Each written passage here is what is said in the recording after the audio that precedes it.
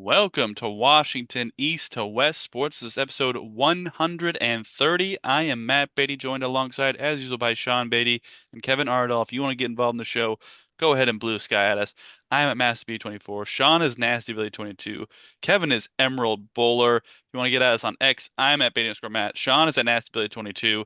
Kevin is at C2Believe, SEA2Believe on X. Subscribe to us on YouTube and tell us what you think of the topics we talk about in the comments below. Guys, let's talk some baseball. That's right. The Seattle Mariners. The Seattle Mariners. Doing pretty well lately. I gotta say. They are coming off since our last podcast, which was April 15th. They have not lost a series. They took two of three from Cincinnati. They took two of three from Toronto. They took two of three from Boston. And now they're home and they took two of three from Miami most recently. They are currently playing the Los Angeles Angels. I'm going to call them the Anaheim Angels, but I maybe, there's They're two the Anaheim games. Angels. Yeah, Anaheim Angels. And they have a mini two-game series. They are currently up 5-1, and Jorge Polanco just hit a home run to put them His up 5 to second of the 1. game. Second of the Second game. of the game. So, Sean, you've got the Mariners hat on. I'm throwing it to you first. What have you thought of these last 2 weeks of Mariners baseball? I mean, like you said, they're the hottest team in baseball. They've won 6 series in a row. Like, how can it not be great? I saw a stat since the day Edgar Martinez and I'm gonna forget the full-time pitching coach's name took over last year in August. They have the highest WRC plus in baseball, number one. And for those that don't know, WRC plus is basically runs created plus, and the plus just means it takes into account the stadium.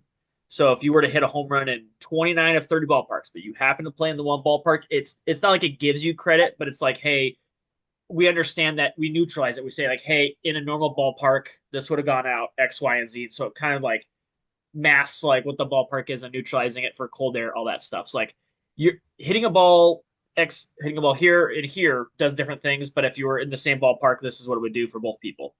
And so yeah, that means they're the best hitting team in baseball, ignoring all other variables. So that's good, and it's obviously continuing now. We Do you want me to talk about like how all the injuries because they got a bunch of injuries? I could go for a while.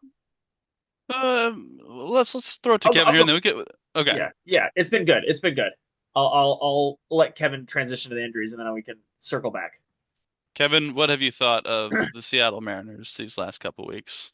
Oh, it's just horrible. It's awful. They keep winning series. Finally, God, a realist. Thank you, Kevin. God. Honestly, I'm unhappy. I'm happy when or I'm sad when they lose, and I'm sad when they win. No, I'm kidding. Um, no, it has been phenomenal. Like, it's just they, and most of them, I feel like it's like they lose the first game, and then they just come back and just rail for the next two. I'm just like, okay. Um, and some of them have been like the one against Miami, like 14-0. I was just like, oh my God. I'm like, what is going on here? Yeah, the Bats have done what we wanted them to do. They've, because we knew the pitching coming in was going to be solid. Um, yeah, everybody's going to have a hiccup every now and then type of deal. But pitching's been good. And the bats have been very, very good. A lot of names like we were just mentioning: Jorge Polanco, Cal, even JP's even heated up a little bit, which is kind of shocking a little bit. Rosarena, Dylan Moore being a beast. No, who would have thought Dylan Moore is doing what Dylan Moore has been doing coming into the season? And that I can tell you zero. Zero people thought what Dylan Moore was. Yeah, like, oh my gosh. Um, I would still like to see Julio up a little bit more, just a smidge, just a smidges. He always But starts out super slow. He I always. know, but we can't. I mean, we gave that bull crap to Seager for so many years. Like we just like Well, I think people did, but I think most people were like, "Oh, this is who he is." After like year six, you're like, "That's who it is." Would uh, they like him to start out hotter? Yeah, but that's just not who Kyle Seager is. At the end of the year, as long as it's one thing. But but it always should be his striving goal to where that's not who he is. He should be like, I want to be hot all season. That's essentially what he should strive to. Yeah, but In that's my Aaron opinion. Judge. Well, I know, Like it's easier said than done. Like it's but like not to have those tendencies towards predictable type of deal. Like where like if he's slumping, he's like, well, I'm just in my normal slump, I'll get out of it. Like he should go into the beginning of the year being like, I'm going to just be a world beater and just, well, do what if he probably did at some point? I mean, he probably had the mentality at some point, and he probably still had that mentality every year. It's just and hopefully, and like I said, that's what I'm hoping he does. But yeah, um, yeah, so I've been happy with it. That's all I really care about. And we've been talking about this podcast like in the past seasons, like just win series. Like other teams are pay to play baseball, they're gonna win some stuff. Even then, like in my like what they're doing right now is crazy. I'm like, yeah, in my realistic view, not only just win the series, but try to win at least two out of every three series. Because yeah, yeah, other teams are gonna get hot. yeah. You're gonna run into some really good teams and stuff along that line. So we're Keeps your like, play to play baseball. Yep. yes. Exactly. Try to win at least every two out of every three series and try to win at least every series, type of deal. Yeah. Then you're on pace to be a Yeah. playoff team. And To then be if you get a sweep here and there, it's a bonus. It's yes, icing on the cake. Yeah. exactly. And if you do lose a series, try not to get swept. Try to at least take one out of the series. Because getting swept hurts, yeah. So I hope it continues. Yeah, injury bugs have hit a little bit. I'm not familiar with all of them. I know like Logan Gilbert was having some stuff. I've been kind of Correct. He got put on the IL yeah. Shut down for yesterday. 2 weeks. Yeah. Yeah, and then Logan Evans came up and had a very nice start for his. I mean, it wasn't like world breaking, but it was. I will take it. Um, to do what Logan Evans did for his first major league start, I'll absolutely take it. Um, yeah. God, who else was? I mean, we already mentioned the two on the last podcast of Bliss and Yeah. Robles. I guess I could touch on this. So I view it. The arms are the five starters, and I would say the three big lever coming into the year at least. We didn't know how some of this was going to shake out. We've been pleasantly surprised with some of the bullpen arms, but I would say the big leverage three were Brash, Santos, and Munoz. I think we could all that was like kind of the big three they were going to lean on once Brash got healthy, and then they had five starters, and that's eight pitchers. Of those eight pitchers, Kirby, um, Logan, Brash is coming back, and now Santos got transferred to the 60-day IL today. They're minus four of them, half of like their studs that they're banking on, and then they just won six series in a row. Like we kind of talked about it because Kevin just said it. Like Hancock and Logan Evans are good are serviceable major league pitchers. They should most of the time give you a chance to everybody's gonna DeGrom gets blown up occasionally. They should 90% of the time give you a chance to win the game. And if the Mariners can just score 5 runs occasionally, they'll still do fantastic. And they've been scoring 5 runs, and it's been fantastic. So like everyone's like, oh, Logan and Kirby. There was I heard in the locker room, Logan Gilbert was there today, walking around saying, I feel fine, I feel great. But they did place on the 15-day DL, so they're going to have to wait Oh yeah, regardless. yeah. So you can't activate him early, but they're going to wait. Inflammation comes down 10 days, take another shot. But he said he feels fantastic, feels fine. Kirby threw the other day bullpen session, said he felt, quote, nasty. And is we're today at some point they're going to decide if he's going down to rehab today. I haven't heard during the day what they decided, but worst case it's tomorrow. So he's going to start throwing here soon. Um, with half the pitchers that we're relying on being out, like Kevin said, they played well. Logan Evans looked really efficient, really sharp. He looked like he was not overwhelmed, is what you're looking for in the first start. Yes. He looked like he belonged. His stuff played. You're like, fantastic. He gave a solo home run to a guy who from Miami who just does not stop hitting home runs. Ramirez, he's batting 600. He's hitting like 4 home runs. Like he hit one later in the game against somebody else. Like I was like, you know what? I don't know. Blame that one on you. That guy's just hotter than Yeah. on Rocket in July. Like you throw him a strike, he's gonna hit it out. Then he happened to hit it out. So I was like, he looked really good, and Yeah, we're missing. Dylan Moore got put on the IL. Luke Rayleigh got hurt in batting practice today in BP. He looked pretty nasty. They showed the video of it. Oblique. It looks like he is active still and is available off the bench, but I don't know how available he's off the bench. But people are dropping like flies. But as long as Jorge Polanco hits 2 runs every game, I guess we'll be okay. Yeah, I mean, I'll jump in here. I've only been able to watch 3 games. Well, I, let me correct myself. I've only watched 3 games since we were last on the podcast, and they've all been wins. I watched the 11-7 win in extras against Cincinnati while I was working from home, and Randy stepped up to tie the game in the ninth, and then put it away in the 10th.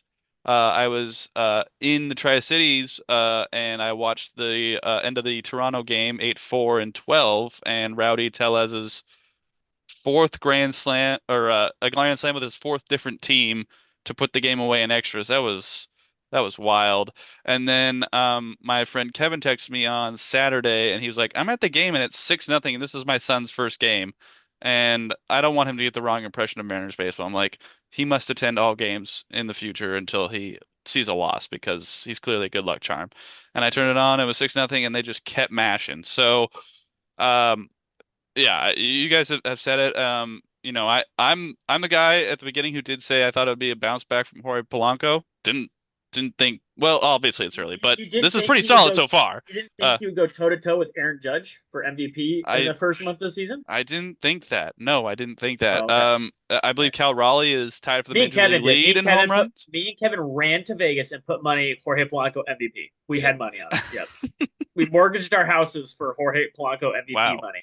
I Yes. I It's mean, Good yeah. payoff. so far not. Everyone believed it. Yeah. Everyone believed it. Yeah, so far not the worst bet it seems like, but we'll see what happens. And then Big Dumper doing Big Dumper things, tied for Leading the league baseball in lead. home runs. Yeah. Yeah. No, no big deal. So I mean, you guys mentioned the injuries, and um, obviously it's not great, but at the same time, looking at how this team is playing, like please like go through the process and let these guys fully come back. There's no need to rush them back because this team seems to be playing well without them, and then just adding them to the mix when they're finally ready, it should only add to how good the Mariners are playing. So I'm, you know, very happy that the Mariners are doing well and leading the AL West right now currently. So we'll see if they can keep it going.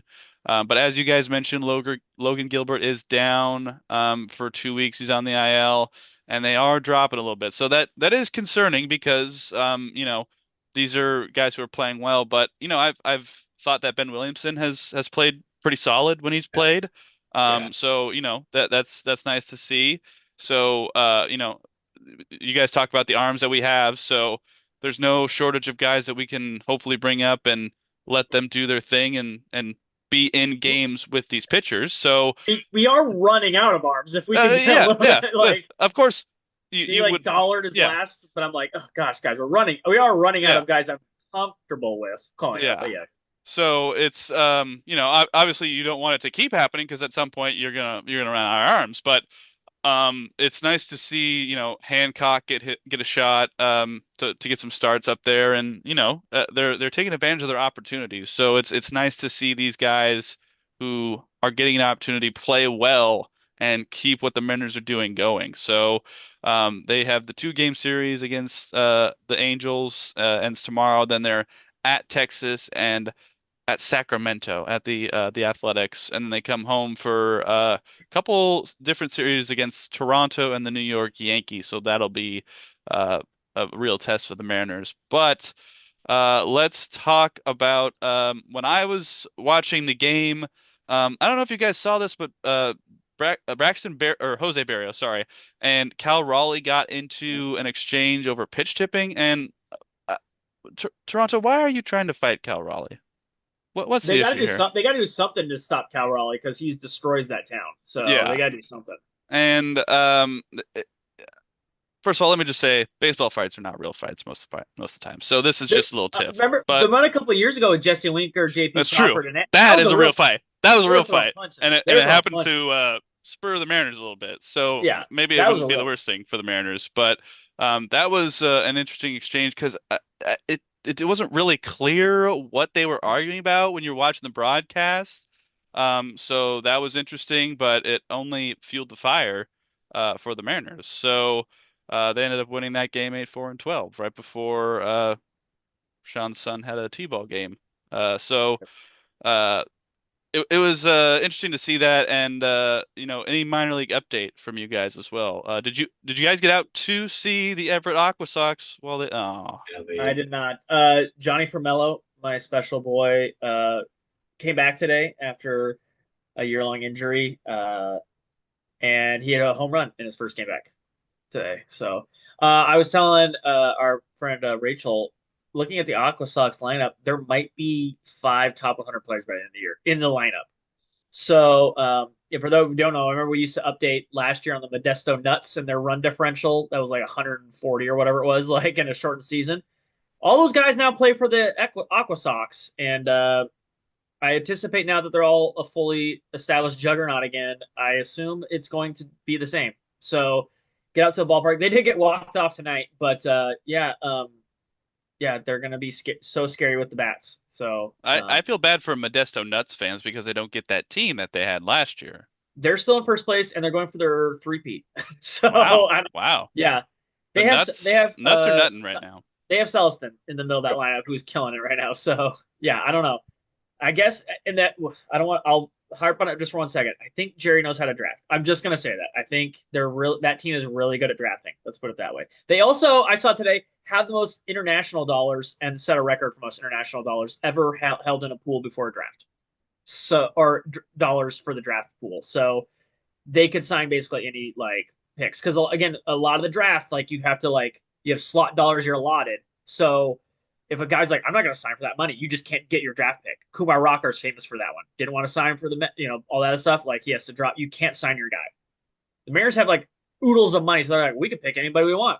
We'll sign whoever we want because players purposely drop. Better players drop because they don't think they will sign. The Mariners like, we'll pick whoever we want. So I anticipate this will be another great draft for the Mariners. So let's do it again.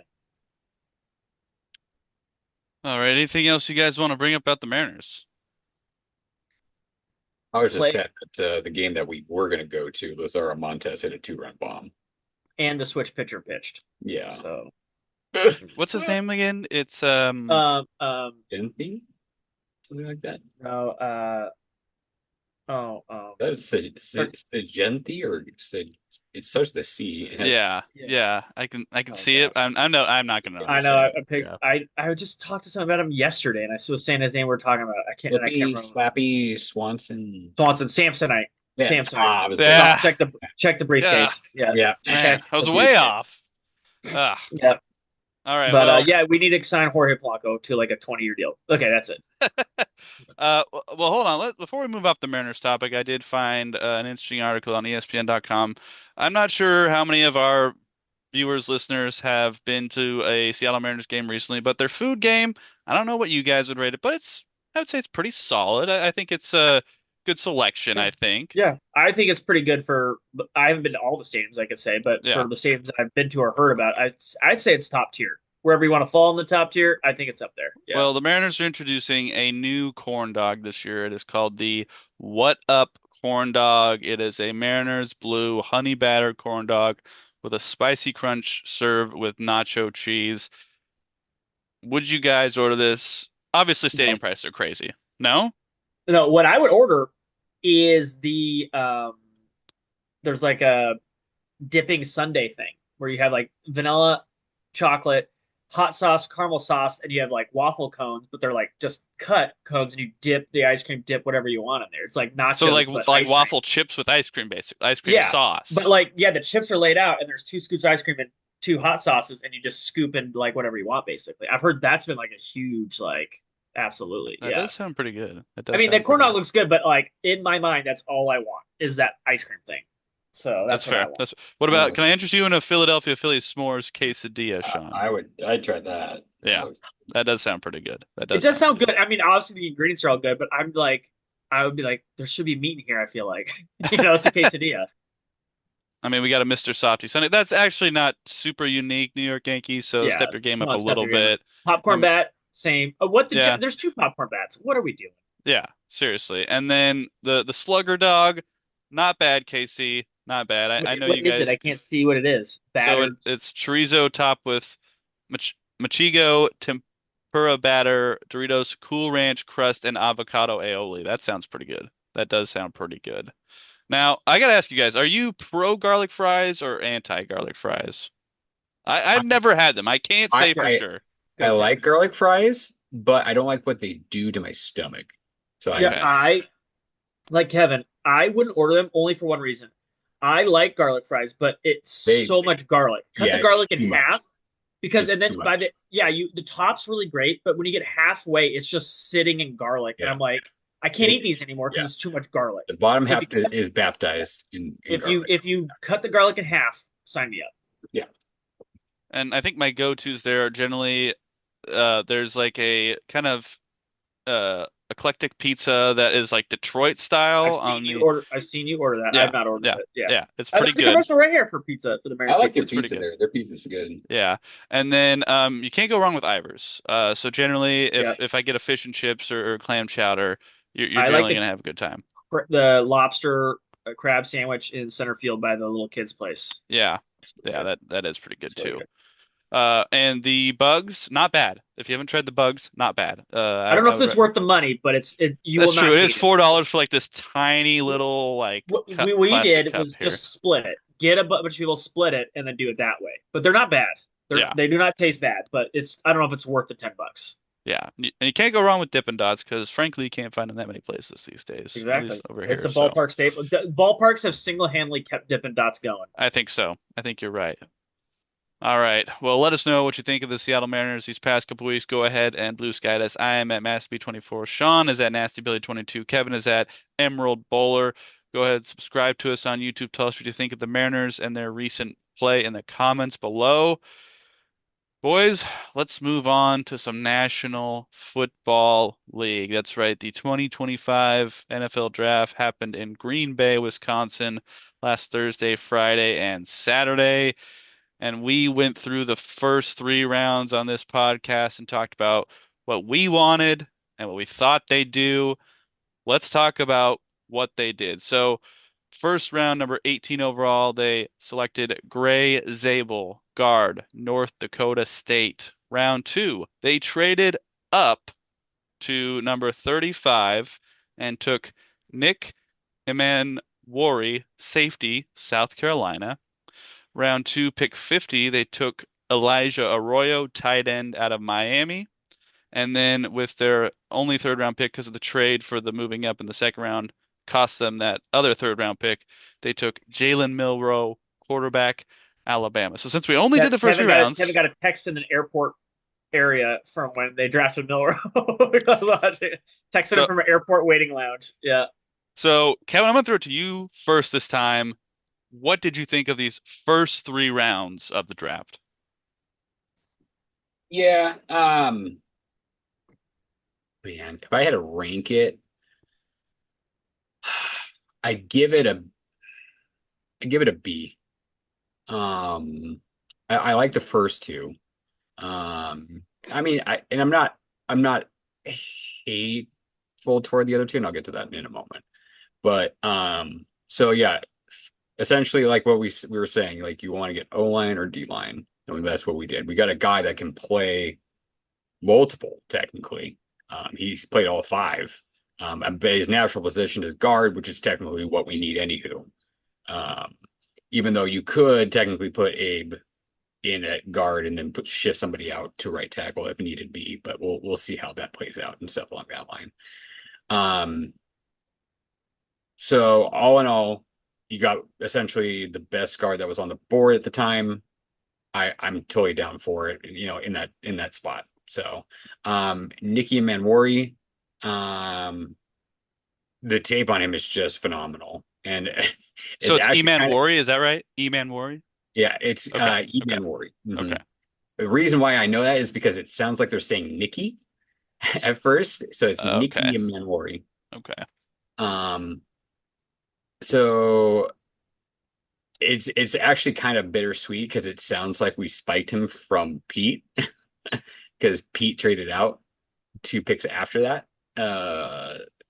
because it's essentially like a lot of people, and Warrior fans really need to stop this too. And I mentioned it before. Stop saying Legion of Boom Part 2. Like we Hey, did you see just his Twitter profile? It's a picture of the old Legion of I Boom. know. He's embraced. I mean, yeah, I yeah. mean, and yeah, I sure, he's like, I oh, agree. my I inspiration like embracing the history, but for you can't it's gonna be no, it's Well, not like happening.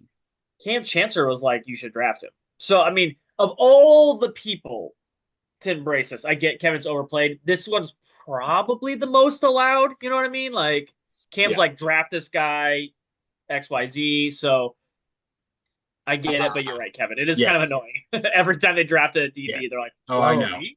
They're like Legion of Boom, and I'm like, how about we just celebrate the Legion of Boom for what they were instead of just hoping that we get another Legion of Boom? Because it's not going to happen Like, in our lifetimes. and it's not like just respect that we had an elite, legendary core in that back, and just celebrate that we had it instead of just like, well, we need to create it again. I'm like, or we can just have another good defense that does their own thing. Like, stop putting them in the shadows of Cam Chancellor and Richard Sherman. Let them be them. Like, and let them just be excellent on their own. Like, can we do that? Like, we don't need like Legion of Zoom or Legion of Doom or Doom of Gloom and stop. Just Create your own identity. yes, just let them be a Seahawks defense that just murders people. Can we do that? Like, but no, he Let's just have is a defense, like a good defense for the first time he's since the Legion of Boom. faster. Like, He's fast. He is faster, and he's got very good eyes. I like what I saw on his tape.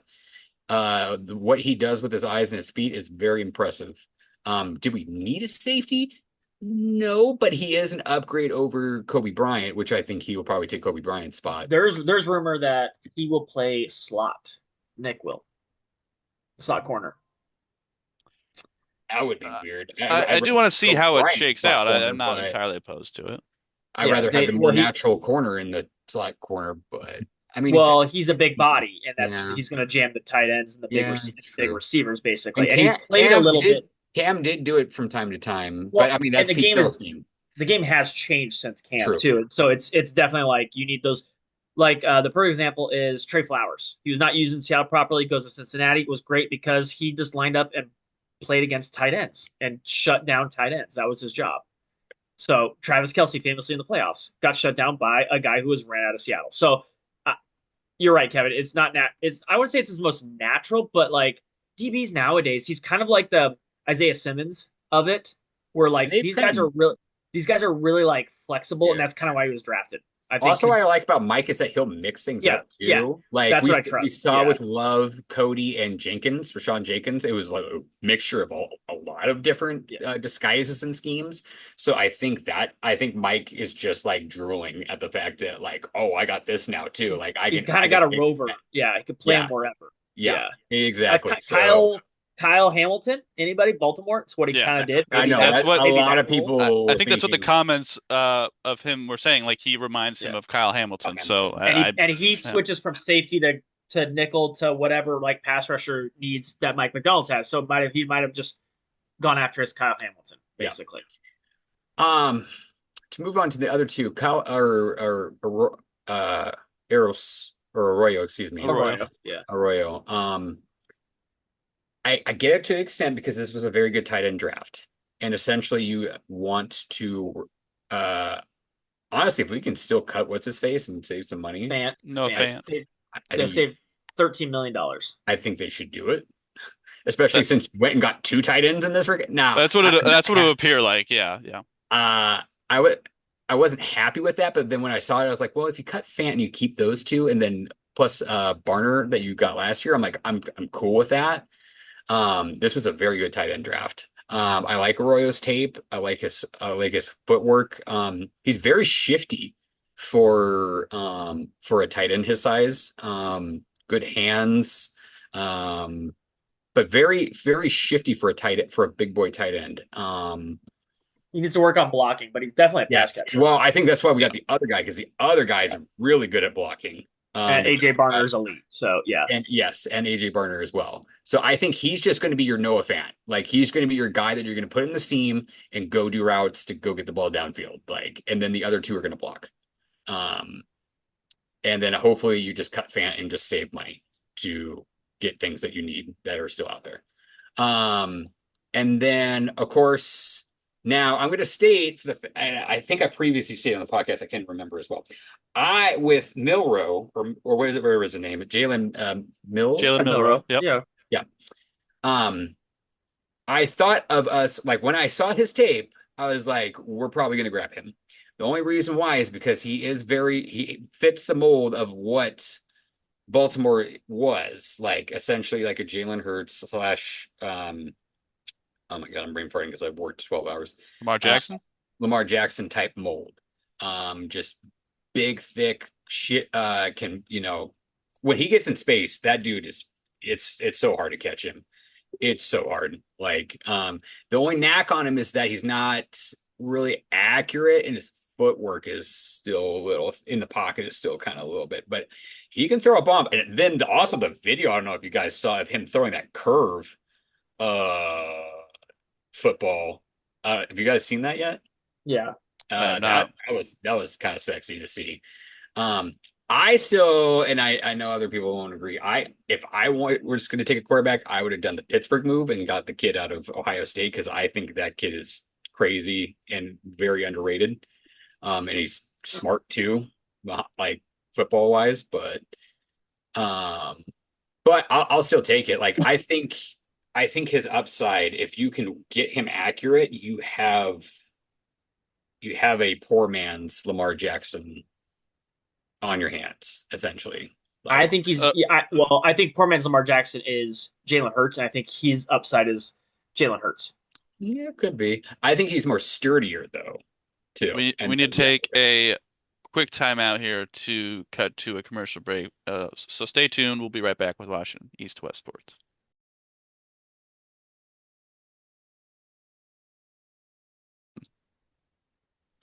Welcome back to Washington East to West Sports. Thank you so much to our sponsors and our advertisers. If you would like to sponsor or advertise this program, please email us at WashingtonEastWestSports@gmail.com. Now let us get back to the NFL draft. Kevin, I believe you're in the middle of talking about your Jalen Milrow take. yeah, essentially, like he's essentially because I know Mike is going to try to transition this. Like, it'd be weird if he didn't try to transition it to like what the Ravens are. Like, and it's a good model. The Ravens are a good team. Like, I I just read something while we were at the break, guys, and it's a good point. Because it's not Mike McDonald, it's Clint Kubiak who's really going to be doing right, this because he's the right, offensive guy, and he's been working with a Taysom Hill guy for a while. Now, I'm not saying forever is going to be Taysom Hill, but year one they've already talked about how he's going to have packages designed for him. So for one, maybe 2 years, we might be looking at a Taysom Hill thing, which in the context of this leaning in and slowly getting a rookie quarterback in there, that's not a bad way to do it. And like Kevin said, uses athleticism in the meantime while he's figuring out behind the scenes stuff, doing all that stuff, working on throwing the ball, do all that stuff. Get him to throw a couple passes, run a couple read options, do that type of thing. I'm thinking about it, and I saw that online. I was reading it. I'm more down with this pick than before as well. I already didn't hate the pick, but if you right. tell me you got a Taysom Hill type packages like 8 plays a game, that's interesting. And someone said on the goal line because God, we need some help on the goal line. Yes, yes, we do. And I mean, having the new blocking tight end as well, and then better guard, it's going to help. But a What threat like this, a weapon like this, Why I gave it a B is essentially I feel like honestly I give this whole draft probably like a B. Um, Maybe you could leave me like a B plus, but um, is I felt like we needed more defense than like what we did offense. But at the same time, too, and why I lean into a B plus, I think Mike, and kind of Sean touched on this, I think Mike was letting Clint Kubiak establish himself a little bit, and that's good that he's not like, I'm gonna pick your guys. It's just like, Clint, what do you want? Like, what do you want to get? Like I think those two probably had to like sit down, like what's the culture? What do you want to bring here, and what do you want to get? Like, let's go get it. And especially, it's who knows? Maybe they did have defensive guys that they wanted to see on the board, but they got taken, and they're just like, well, let's go get this offensive piece. Like we don't know the behind the scenes on it, so that's why I'm more like in between a B and a B plus because like I imagine Clint Kubiak as a happy camper because I mean we only drafted two defensive people, everybody else was on offense. which like I said, I would love to see more balance, especially since this defense needs more things. But as we kind of saw last year, I think Mike McDonald's coaching kind of can mask a lot of that. And his scheme. Which is the mark of a good coach. Yes. Plus, You make the most you did get a lot of free agent stuff too. Um, I would have preferred, and we'll kind of get to this too because we've only talked about the one D lineman that you got. I wish it wasn't a defensive tackle. I wish it was defensive end because literally now in his tape he has played on the outside. I will say Yeah, I that. see it listed here as a D end on ESPN. He is more a lot of his stuff too. He jumps out like a lot of his big plays. He's lined at defensive tackle and then baits with the end. The end goes in and he goes around. Um, Pulls a stunt. Yeah. yeah. But we'll get to that in a little bit. I'll let you and Sean kind of talk about the first 3 rounds and what you guys thought of it. But Yeah, I liked the Ray Zabel pick. A lot of the guys that were projected to fall to Seattle at 18 just didn't. Like Booker and Kelvin Banks Jr. didn't even get out of the top 10. So I thought it was a good pick for where they were at. After seeing those guys go, I thought Sean might be right and they might trade back. But I like the pick, and it is a great player who should start right away. And as you mentioned, he's played a number of different positions, so I expect him to be starting on the offensive line week one. Where that is to be determined for sure. The safety, when we were talking about our projections, I do think safety is a position to need personally, and this move, especially trading up to get him, they must really have liked what they saw with his tape. And, I think Jordan Love is gonna, or sorry, Julian Love is gonna be there uh, for a few more years. And I like pairing a young safety, and a lot of the things that I think people like are his height and his size, which obviously, as football is like size and speed makes a difference. But looking at some of his intelligence and the way that he was used at South Carolina, like when Sean mentioned he might play in the slot, like I don't mind that as long as you can get him on the field and he plays well, that's fine with me. Now, if Kobe, gets pushed and plays a lot better and holds on to a safety spot, and we just throw this guy into different packages and let him move around a bit, because that's what Kyle Hamilton does. He does move around quite a bit. So I am fine with having him be a, Swiss Army knife defensive back, so to speak, and kind of move around and play in different places. And if he becomes, now obviously a rookie is going to be, I'm not going to hold him to super high expectations as a rookie, but if he can emerge as a solid safety and then, or even just a solid defensive back, that's great. That's great. Arroyo, I have seen quite a bit of him because I liked watching Cam Ward after he played at Washington State, so I was kind of following a bit. And definitely a pass catching tight end. And this tells me, because we all talked about a wide receiver, and they waited. They definitely waited and got a couple late. And what this tells me is he's going to be a pass catcher mainly. And obviously, you want your tight ends to block in certain packages, of course, but this would tell me that they want to use him as a pass catcher. And we talked about it on the podcast of preview that I think Noah Fant's time is over at this point. I think we can probably assume that pretty well, and I would be shocked if he is still on the roster come training camp. So I like going young at tight end and rolling with AJ Barner, rolling with Elijah Arroyo, and just because last year we talked about utilizing the tight ends, and Noah Fant was utilized but didn't do anything. So I like moving on from Noah Fant, giving this guy a shot, and second year AJ Barner, and you've got these guys for at least a few years before you have to re-sign them and deal with paying them if they make it worth your while. And then the Jalen Milroe pick, like I said, I thought they'd take a shot. I thought it would be Will Howard, but I did say I would take Jalen Milroe over Will Howard. I like this because I think the league over time will have a majority of guys that play more of a college style where they run the football as opposed to being a premier pocket passer. That's not to say they can't be a pocket passer, but the NFL seems to be going in the direction of if you can't move, you're a liability. And so the days of Tom Brady sitting back there and Peyton Manning sitting back there are slowly fading away, I think. And obviously there will still be guys who do that. But I think the majority of teams that win games and win a lot of games and win titles and Super Bowls are going to be quarterbacks that have the ability to move out of the pocket and run the football. Not necessarily design runs, but that will be a beneficial factor. Your Lamar Jacksons, your Josh Allens. Now, Patrick Mahomes doesn't do that, but he has a great ability to scramble and make a play with his feet when he absolutely has to. And at this point in 2025, if you're a quarterback and you can't use your feet to make a play, I don't want you on my team.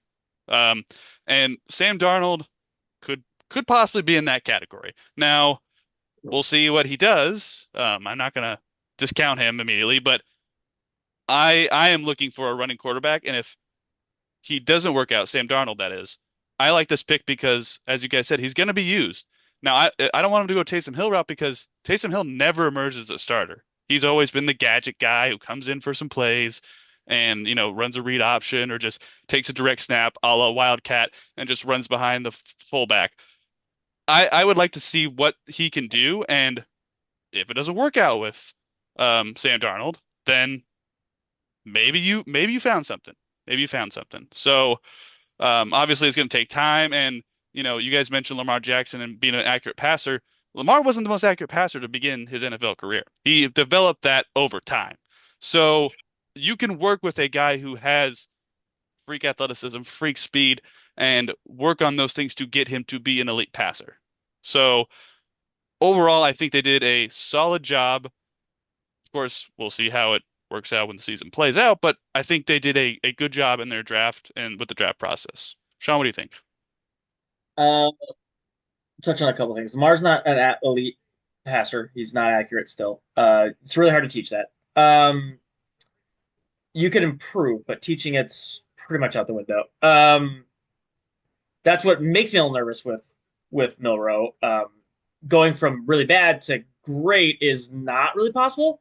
But could you make a Lamar Jackson and be serviceable? And the reason why those quarterbacks like Lamar doesn't have to throw in as many tight windows is the threat, and you basically have to have multiple defenders worry about Lamar Jackson, and him himself allows more open windows because he's Lamar Jackson. I agree to your point a little bit, Matthew, but like, yeah, with running quarterbacks, but like, you have to. Ultimately, the most important thing is throwing football from the pocket, and if you can't do that, you don't play in the NFL.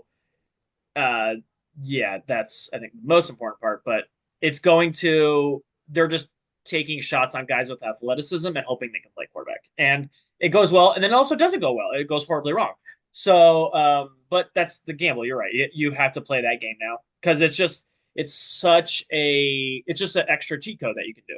If anyone played '05 Madden and Michael Vick for the Falcons is in there, you know what that's like. It's a cheat code no one else had because you get the Michael Vick or you get the Vince Young, and they're both athletic quarterbacks, and that's the game you play. Which one do you get? That was '04 Ben, by the way. He's on the cover. Okay, but that's the game you play. Are you going to get your not Vincent Jackson, Texas quarterback? Vince Young. You said it. Vince Young. I said it right the first time. I got confused. Old Chargers wide receiver. And then Michael Vick. So that's the game you play with athletic quarterbacks. But Seahawks.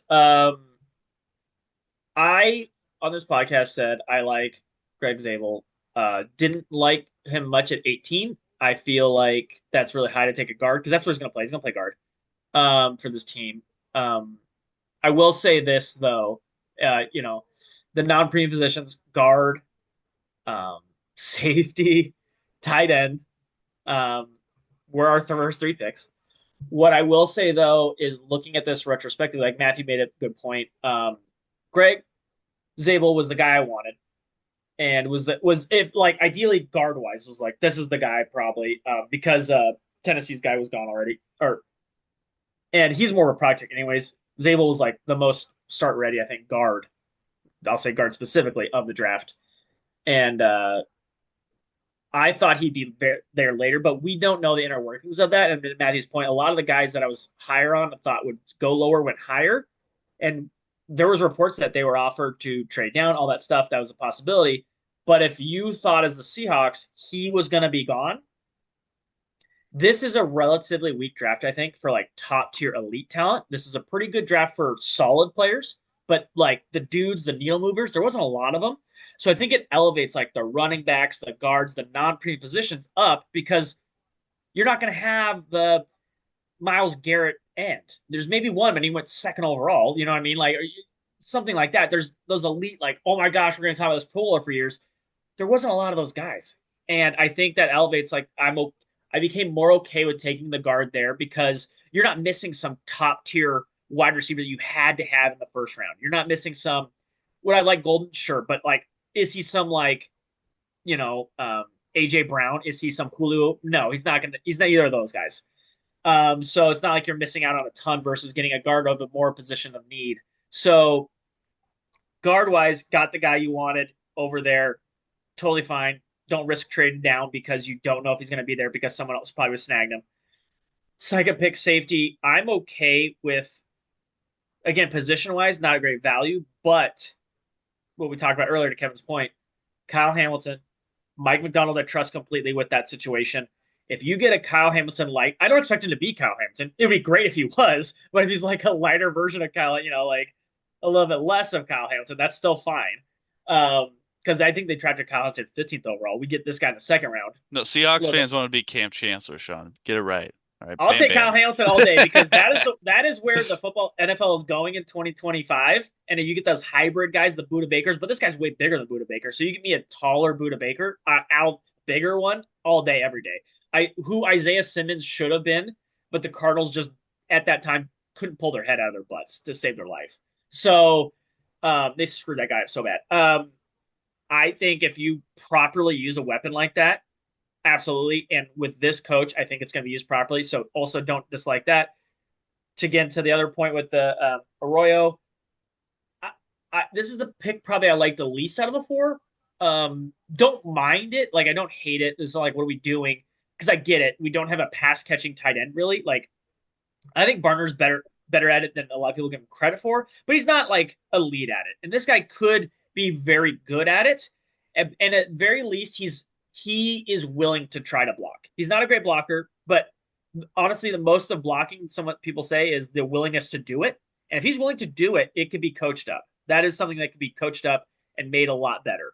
And I think with AJ Barner there, good blockers, things like that. You guys mentioned the other tight end they got, good blocker. You get a room full of good blockers and this coach and his coaching staff, and he's going to be like the only guy. And they're like, look, let's work on this. And I think it's going to be like, if he's willing to do it, he can do it. He already has the hardest part. He has the part that AJ Barner would love to be, a great pass catcher. He's already really fast. He's got all that already. Just you have the willingness to block. And I think that's the last part that's missing from his game. Like it. And last pick, Kevin Milroe. Jalen Milroe? Man, I am just on one today. I'm also watching the Vegas game, and the double challenge goal just got accepted, then declined on two different. Yeah, I'm watching it too. Uh, so I like that pick from what we said. The goal line situations, the Taysom Hill for a couple of years, ease him in here, see what you got. And let's say that it doesn't work out. It's a third round pick. Your team's not folding over a missed third round pick. But if it does work out well, then who cares? You've got a third round pick quarterback. That's great. Like there's all upside, no downside with this pick. It's a late third round pick that if you fail, you're not your franchise isn't folding on this, and you're gambling on upside. And I saw this. I don't know how much I believe in this. This is like an analytic too far for me. But there's athleticism metrics that they say, like, then it's just based on historical averages of like size, speed, all that stuff. The Seahawks had the highest grade of any team in the draft, like of any team in the draft, and one of the most historic athleticism drafts of all time. And there are corresponding reports to say that being high on this list of athleticism is very good for future success. I don't know how much I buy into it, but I just was saying, like, it seemed like everybody they drafted was really, really athletic for the position they played. And then I saw that, I was like, yeah, that makes complete sense. Like, seems like everybody was an athletic freak. And so there you go. And so to Kevin's point, I give this, because of positional value, I decrease it a little bit because they didn't maximize it. But weakness of the draft, neutralizes that because I don't think there was a lot of like high end talent they had to get it, like quarterback, wide receiver, tackles. There wasn't a lot of guys there to do it. So I bumped it back up to regular grade. And I agree with Kevin. It's probably at a B. I would have liked, maybe instead of tight end, an edge rusher, somebody that to help us address. Because Matthew, to your point, the guy they drafted later, he's listed as end, but he's 300 pounds. Like, I don't think he's really a defensive end. He's maybe a defensive end in a 3-4, but that's not really a defensive end that we're talking about. I want like a Von Miller, 260, maybe 255. Your job is to get the quarterback. That's your job. Like, yeah, I hope if you could be the hybrid and also like run tackle, great. But then you're Miles Garrett. But like I just was like, I want you to be able to get the quarterback. I'll take if I can take one trait, get the quarterback at a decent clip. And I don't think we got that guy. But other than that, and then depth at linebacker, I don't think we got. But other than those two things, I'm largely okay with the draft. We didn't really hammer the super needs, but we also didn't do incredibly stupid things. So solid B. You could convince me B plus. Well, Sean, I'm gonna throw it back to you now. We talked about the first three rounds. Tell me your favorite pick outside of the first three rounds. Oh, okay. Let me see here. I had one. I like the I'll. wide receiver. Oh, help me out. You want me to read them off here? So there was No, round five, 142, Riley Mills, defensive end, Notre Dame. Round five, number 166, Torrey Horton, wide receiver, Colorado State. Round five, 175, Robbie Oz. I don't know how to say his name. fullback. Fullback. Bryce Cabeldu, guard, Kansas. Round six, number 192. Round seven, number 223, Damian Martinez, running back, Miami. 234, round seven, Mason Richmond, offensive tackle, Iowa. And rounding it out, 238, round seven, Ricky White, the third wide receiver, UNLV. Is Ricky White the 6'7" guy? Uh, I think he's the 6'7" guy. no, he's Ricky 6'1". Ricky White. Oh, okay. I thought he was That really might be tall. Torrey Horton. He's listed at 6'3", though. He's 6'3". Okay, I liked Torrey Horton. Torrey Horton. He's my like after the first three picks. He's my favorite. He's got the most size, and he moves. So I am down with that. So that is my favorite pick of day three. Kevin, what is your favorite pick of day three as I try and get some Torrey Horton video here? They also have two fullbacks on their roster. Just so I don't know. Brady Russell go back to tight end. Draft to fullback. Who's the fullback we drafted?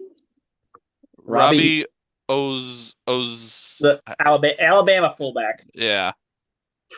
And for those that don't know, Brady Russell, the tight end, was moved officially to the position of fullback like a couple weeks ago. So I don't know what that means, but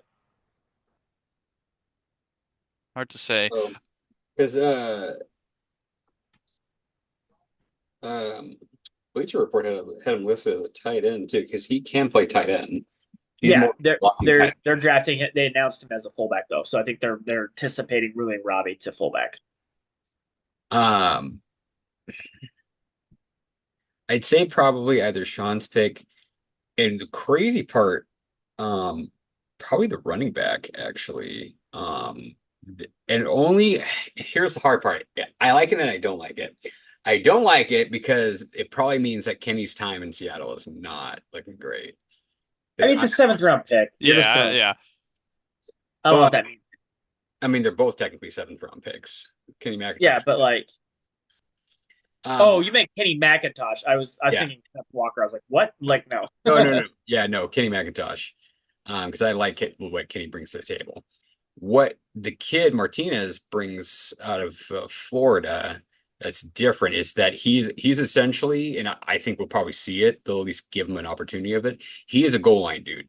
Like, and that's where we struggled a lot of times is like pounding. That dude like digs and fucking churns. Like he'll like it's very hard to bring that man down. Good stability, good balance, and the dude is just huge. He's just a big boy back. I mean, Charbonnet is too, but like I think like if push comes to shove, you're probably gonna if you're on the goal line, you might give this kid a shot to see what like he can do. Or like a tush push situation if you need like a 4th and 1, and you just or just not even a tush push, sorry, but like a short goal situation. You're going for a 4th and 1, you hand it to this kid and just pound behind a fullback against, I guess too. But at the same time too, then you're gonna get people like, oh, give it to Kenneth Walker, give it to Charbonnet, and it's gonna be like, yeah. But yeah, the even the I like the tape of the kid from Vegas too. Like it wasn't bad. He had some impressive footage there. Still like yeah, I'd have to see a transition to league. But I thought the other kid Special had teams, big special teams guy. Yeah. yeah. Yeah, I did like his special teams. What I liked about the kid from Colorado is he had good hands, good his route running was very solid. Um, Kevin, I think he uses his body, his size better than DK ever yes, does. yes, he does. Yeah, his slant, I was about to say his slant play and boxing out corners was actually what I noticed the most when I was Yeah. looking at his tape. I knew you would Uh, see it too. I was like, yeah, he already yeah, does. he knows what to do on a slant, unlike DK Metcalf, who just got paid over $100 million. Like, and he's way under. He's 6'3", but he's not the size. He's not DK built. No, by nowhere means. But knows how to use his body to box out a 5'10" corner. Like, so that's really nice to see. And he's other. I think he now becomes the tallest receiver on the team, minus tight ends. So because I mean Cooper Cup's not that, and Yeah, I mean, yeah, maybe the starters. I don't. Is JSN's not JSN's like 6 foot, I think. how tall is Bobo? Oh, that's well, yeah. Bubba, Six I think Bubba's two. six I two. think he's like 6'2". Yeah. And then the kid that we got, Marquez Van Valdez Scantling, is only like 6 foot, 6'1", I think. Jake Bobo 6'4". He's the Oh, tallest. okay. So I mean, he'll kind of compete with Bobo as for like the big, tall, contested stuff. But like, I think he'll probably like if his Yeah, tape is what it is. Even though there's a I think he bunch of wins. people Yeah, rooting for I think he wins. Bobo, and Yeah, I get it, but if he can do that, if he can translate what I saw on tape to the NFL, like holy crap, that's what you want. Because like there were so many times where we just throw him where we throw DK the slant, and it's just he drops it or like he catches it and then they knock it out of his hands, like type of deal. Like, Kevin, he can't hurt you anymore. what's up? He can't hurt you anymore. He's on Pittsburgh Sure. now. Yeah, it's DK's, true. I yeah, know. can't hurt you anymore. Yeah. So, it'd just be nice to see that essentially. The defensive tackle too, I think they took because I guess he's like a really good locker room kid. Like he was team captain and like just really like good, like all around, like good in the interviews and stuff like that, and good knowledge. So, but at the same time too, like we didn't need a defensive tackle. We needed a defensive end. So, yeah. Um, we'll see. Like I said, all in all, I'll give the draft a B. So, Well, I was gonna go with the running back, because I think they definitely seem to kind of go towards more of the like bigger guys. Like they definitely, it seems like they looked at size, speed, all these different metrics. Not that their tape is bad or anything, but it seems like they kind of went more towards these guys who appear to be more on the bigger, stronger, athletic side of things. And I think, as I said, I liked watching Miami to follow Cam Ward this year. So I liked what I saw from Damian Martinez myself. I don't necessarily agree with Kevin. I don't think he's guaranteed to usurp Kenny McIntosh at all.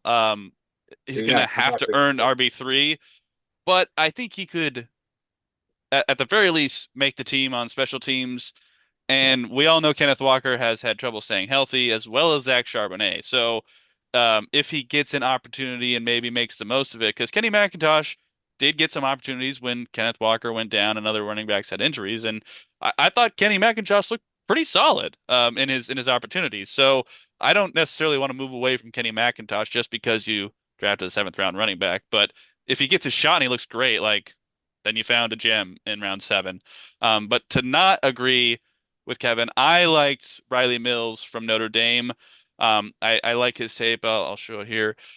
He was on a very good Notre Dame defense. So once again, it is the question of how much was the defense helping you as opposed to you being the elite guy on the defensive line. But that defense was, led them to the national championship game, and he played pretty well this year for Notre Dame. So I like the pick. I thought they would invest more in the defensive line than they did. They chose one.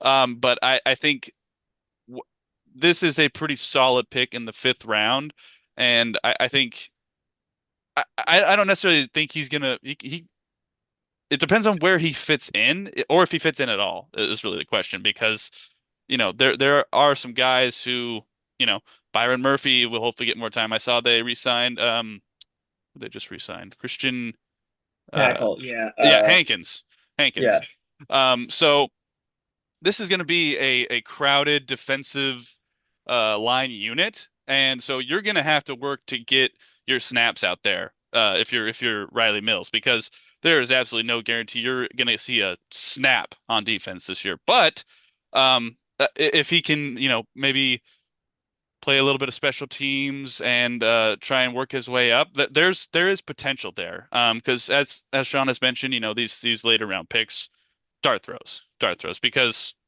there's no guarantee any of these guys are going to make the roster at all anyway. So, but like I said, I saw him play at Notre Dame this past year, and he had a very solid season for a very good defense and led them to the national championship game. So I thought it was a pretty solid pick there.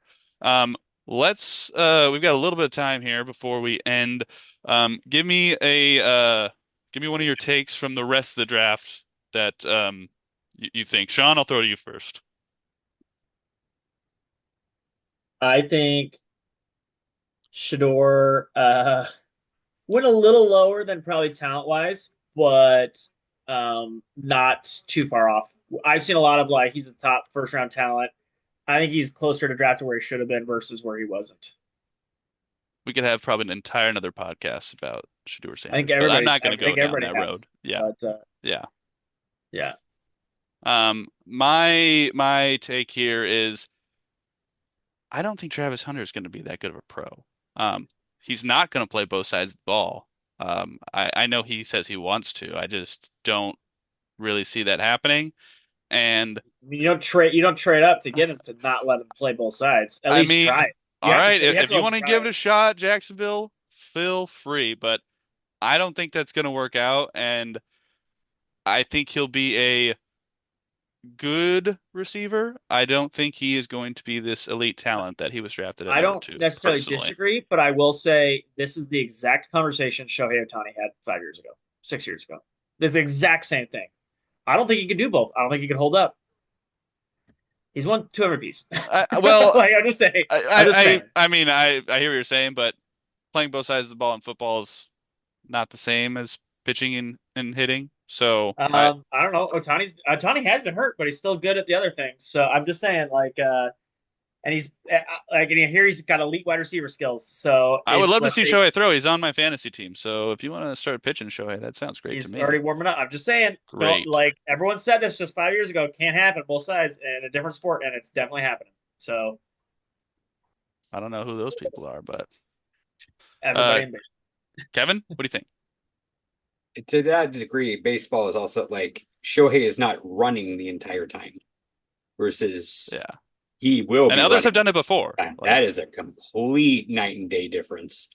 Well, I mean, he did it in college. He ran every single play. Yeah, Now he but the might not play. NFL is way different than college. It yeah, is. I It is. understand what Sean's saying. Yeah. You're running the same amount. Like the issue's not the running. The issue is the physicality in the High NFL. That quality I play. would agree. Yeah. I would say that. Continue Yes. the And I don't high think he'll quality stack up that play. well. Yeah, that is the question, is if he can continue the high quality play in a faster moving game. Like, Because he can run. The running is not the issue. The issue is can he get pressed all the time? Can he get pressed by a receiver the whole time on both sides? He could do both of them at the NFL level, but can he do both at the same time at the NFL level is the at an question. elite level too. He doesn't have to do it at elite level. He'd be I mean, at incredibly a good valuable. level, at a good level, essentially. Yeah. He could. He's clearly got a talent to be elite at both of those. but can he be elite at both those at the same time is the question. But That's gonna be my question. shoot, my take. Let's see, probably two of them. One I've already said. I think Will Howard it was a really good pick. I think he was slept on, uh, and got really overshadowed by having good receivers. I like what I saw on tape with him, but who knows? I also said the same thing about fucking Daniel Jones, and I was completely wrong about that. So, um, my big take is that New York and the Atlanta Falcons effed up trading back into New Which York New who? York? Giants. You don't trade back into a first round of a very weak draft and give away first round picks of a better, stronger draft. You just don't do that. I don't hate the pick, but I agree with your point, Kevin. I Like don't I think that they like Dart, which is understandable to like Dart. I don't like Dart that much, but I get what they're thinking. But you're correct, and they gave up a much more valuable first round pick the correct. next year for Dart. Yeah. Like you could have just sucked again. You have Russell Wilson for God. Like, Or do whatever you can to not give up that first. yeah, Like give up more seconds, do something, but you giving up that first next year was a big blow. that's a I liked big Abdul Carter pick, not so much Jackson Dart. I do, Oh, yes. yeah, Yeah. duh. I mean, I like Yeah, him. Yeah. No, shocking. I Like, get that, but like yeah. you could trade up next year in a better draft to go get your quarterback that you wanted versus like you're taking a shot on a guy that was not a first round Well, grade and you're see, giving away your this is an issue here, and this is what we talked about. It's not necessarily the best. They're coaching for their career, Dabo and their GM. If they don't improve this year and find a guy and talk about a quarterback, they're all both fired. So they have to do it this year. They don't have it next year. I mean, you also did get Russell too. Like Russell is going to be But solid. they but like a 1 year of Russell's not gonna like be like, hey, we improved or whatever. The point is, I agree with you, Kevin, but like they're looking at it from as my job is on the line this year. I can't afford to wait till next year. And then the Falcons too. Like what are we doing there? Like I thought the Falcons did all right. I think their no deficiency trade, was defense, and no they. trading back into the first to Oh, well, you just yeah. don't do it. I Like mean, I don't they care if it's just. your dude. You have better quality pieces in the next draft. Like Yeah, I I don't like think the there two was any. guys they got, but I mean, yeah. I did, yeah, but to Kevin's point, I don't think there's any like dudes. So trading back, giving up a first round pick next year, where there's probably going to be a dude where you're drafting yeah. to get a guy I don't think is going to be elite. It's I get it. Like, what are we doing here? Like, I get you needed it now, but gosh, just waiting another year would have been a lot nicer for that first round pick. They're going to regret that first round pick. Not the player they got, but the pick they gave up. I think will bite them in the butt. All right. Well, let us know what you thought of the Seahawks and their NFL draft. Go ahead and blue sky at us. I am at MasterB24. Sean is at NastyBilly22. Kevin is at Emerald Bowler. Tweet at us on X. I am at Beatty_Matt. Sean is at NastyBilly22. Kevin is at SEA2Believe. That's C2Believe. Please subscribe to us on YouTube. Tell us what you think of the topics we talk about in the comments below. Next time, looks like it's going to be only baseball season, boys. So we'll have some baseball coverage. Maybe we'll talk some Seattle Storm, maybe some Seawolves. We'll see what we come up with. But with that, we will see you next time. Oh, Sounders. We will see you next time on Washington, East to West Sports. Bring back our Sonics.